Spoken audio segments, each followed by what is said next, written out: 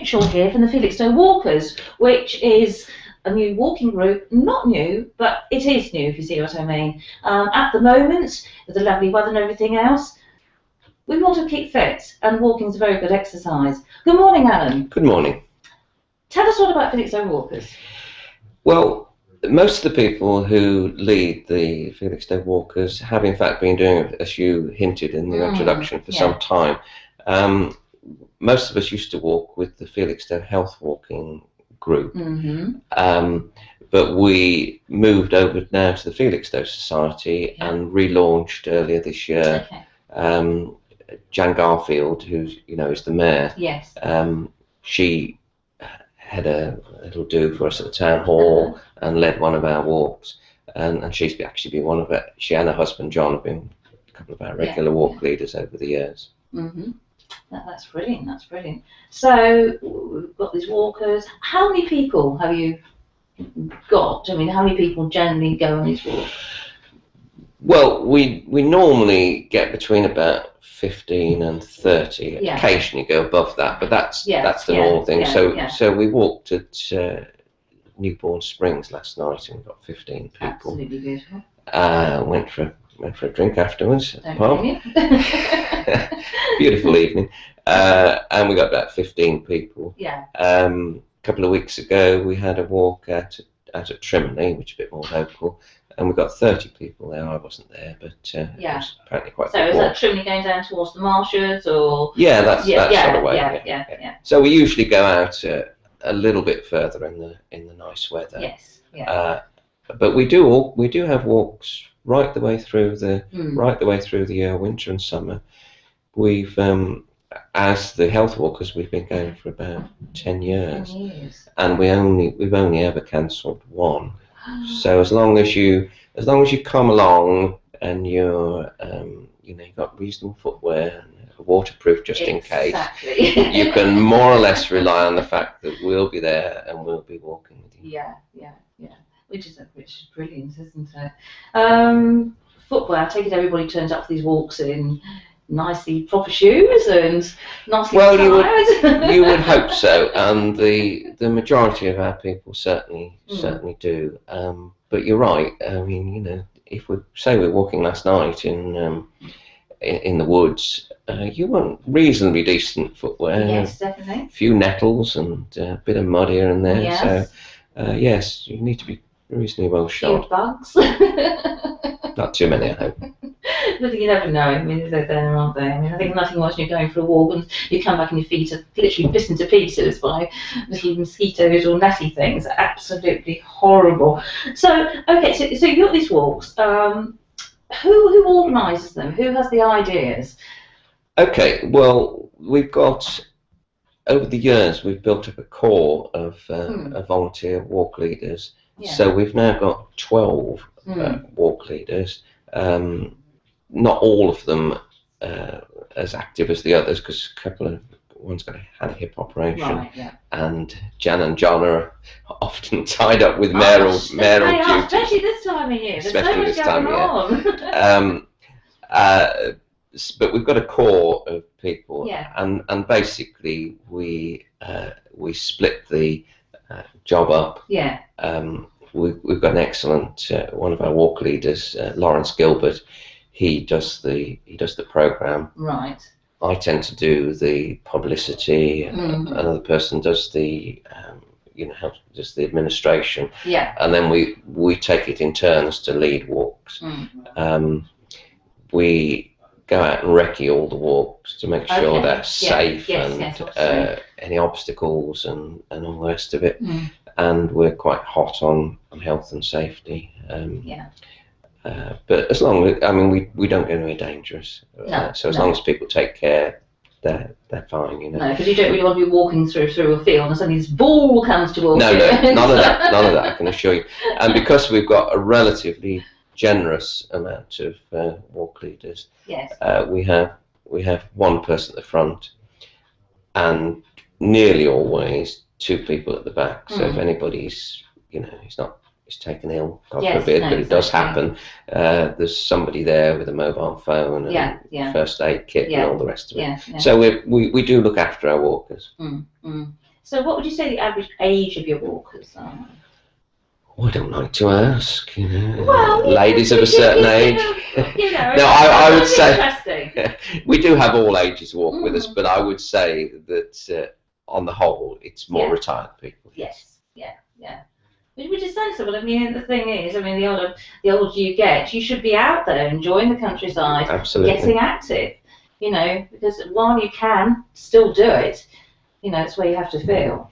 Yeah, and the other thing is, of course, it's as well as walking, it's a sort of social thing as well. Yeah. And we have got I have to face it, as people get older, they get bereaved, and exactly.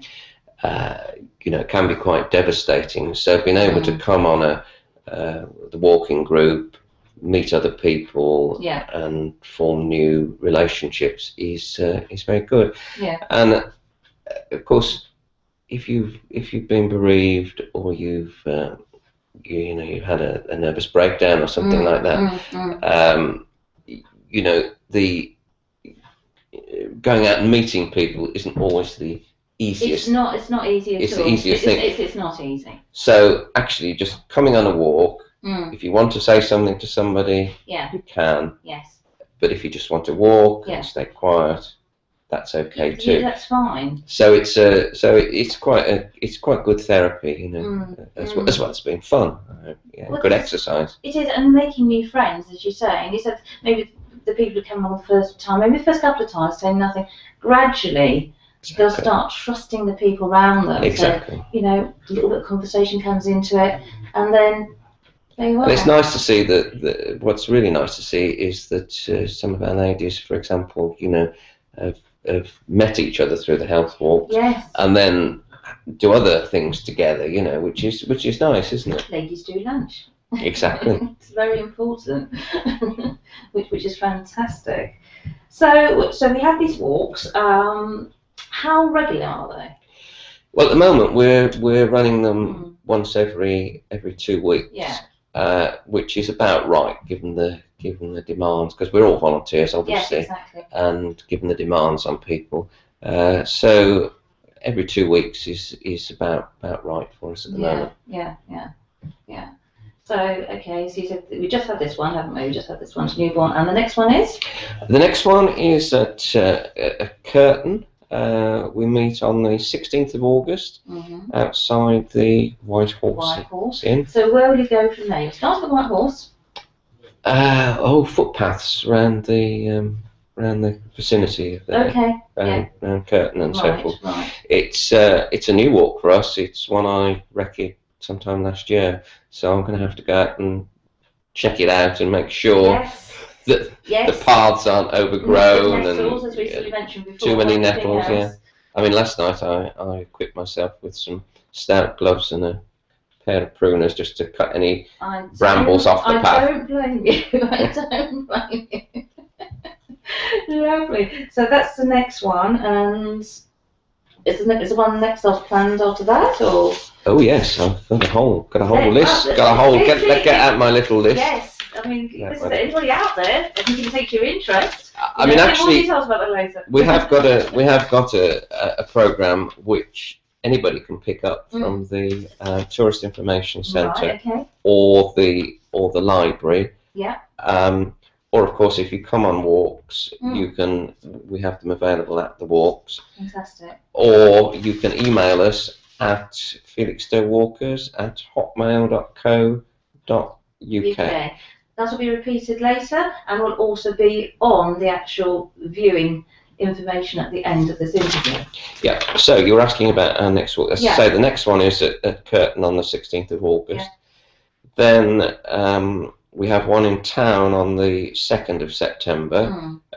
We meet at 10:50 outside Great Eastern Square. Yeah.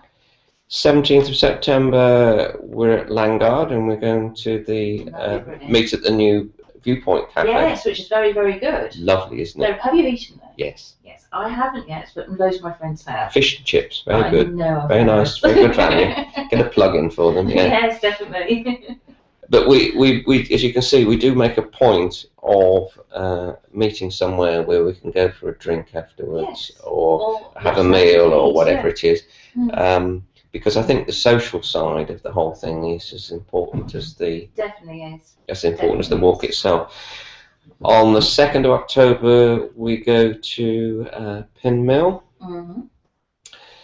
and then there's another walk which is sort of tied in with this, but is slightly separate as well. This is which is another one of my interests. There's a fair trade walk on the 28th of October, and that's from St Edmund Church Hall, where there'll be fair trade refreshments and so forth. Oh, that's a very, very good idea. So we tie the two together. We have fair trade walks 2 or 3 times a year, which is fantastic. Which are hosted by local churches, and then they provide the refreshments and fair trade, hopefully a few cakes and something like that. Yeah. So again, back to the social side again as well, in ways. Yes. Which is absolutely brilliant. It's fantastic. As you say, you've got these programs which, as you explained, you can get them from the Tourist Information Centre, you can get them from the library, and also, as you said, from yourselves. Yeah. Can they also be got through the Felixstowe Society? Is that? Well, we've only just joined the Felixstowe Society, so we're settling in. Yeah. They've got a newsletter coming out in September, I think. Yes. So the programme will be in there. So they'll be on that. Of course, that goes around to every household, doesn't it? That's not the Felix. No, it goes to the Felixstowe Society members.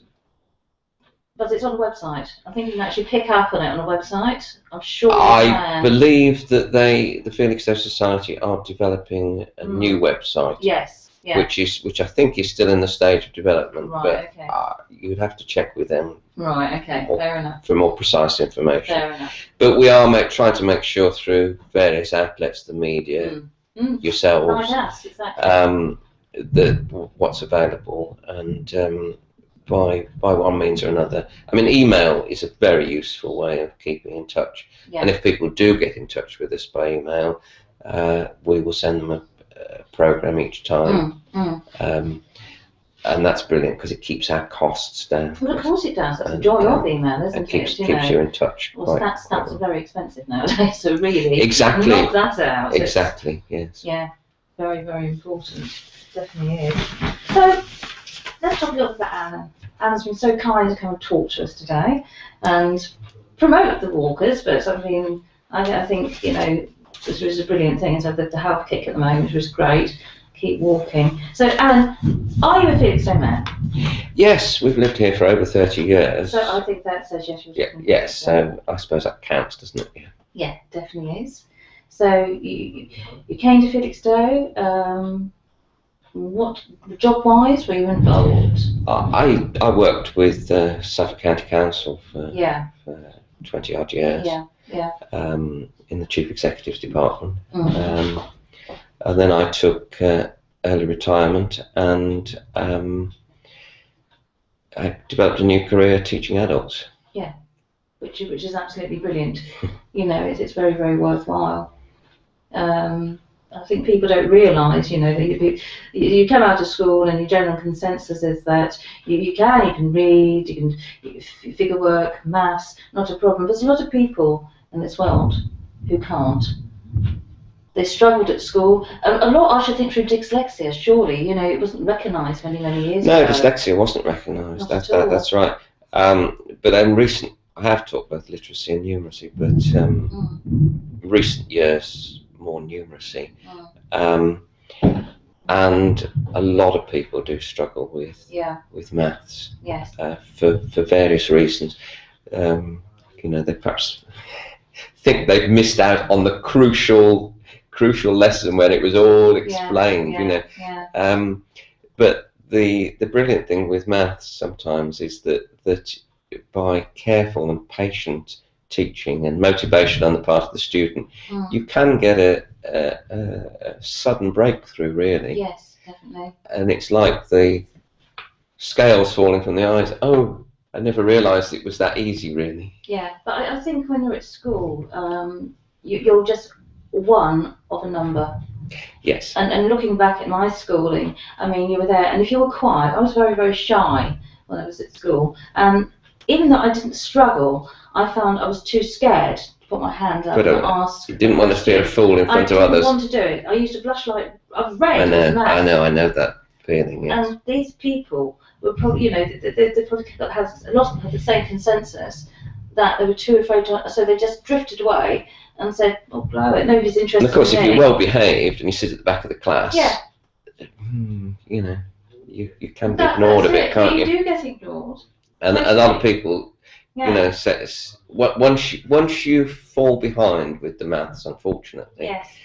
The pace has to be kept up, and it can then wash over you. Just goes over your head. Or you come to a certain stage, and then it's, I don't know, that's as much as the brain can take at the time. But if you've got a one-to-one understanding, then you can explain, and then it sinks in. No, it's very. I find it very rewarding teaching adults. That's fine. So apart from your walking, have you got any hobbies? I do like walking and cycling. I cycled down here this morning, and I am also the chairman of the Felixstowe Fair Trade Forum. Right. I think you interviewed our secretary, Steve Wyatt. Yes, Steve's been in here and spoken to him. Yeah. So we've got a stall at Winds on Waves. Which is this Sunday. This Sunday, get a plug in for that as well. Definitely. Actually, it's going to be it's going to be brilliant. There's so many people. Well, I hope the weather stays nice. Not like it is at the moment. You won't hear it, there's actually thunder and lightning outside, which is terrible. But never mind. It'll clear the air today. Never mind. I've got my cycle cake with me. You've got your cycle cake, and I've got my little red jacket in the other room, so we're going to be fine. Anyway, it's been absolutely lovely talking to you. Thank you very, very much for coming in, and lovely. Do you want to redo that one with the mobile phone going off?